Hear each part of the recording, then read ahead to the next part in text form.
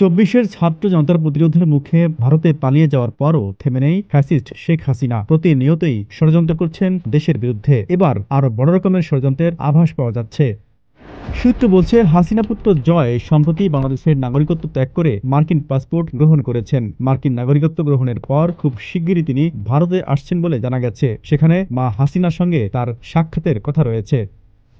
সেখানে হাসিনা কন্যা পুতুল সহ পলাতক আওয়ামী লীগের নেতাকর্মীদের সঙ্গে তাদের বৈঠক হওয়ার কথা রয়েছে। ভারতীয় গণমাধ্যমে বরাত দিয়ে ঢাকার একাধিক গণমাধ্যম বলছে, দিল্লিতে অনুষ্ঠিত ওই বৈঠকে বাংলাদেশের আসন্ন জাতীয় নির্বাচন প্রাধান্য পাচ্ছে।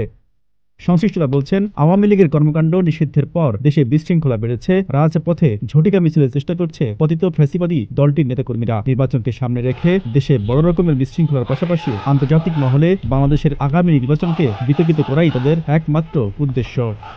পরিস্থিতি মোকাবেলায় সরকার ও রাজনৈতিক দলগুলোকে এখনই সতর্ক হওয়ার কথা বলছেন বিশেষজ্ঞরা। Z news, Dhaka.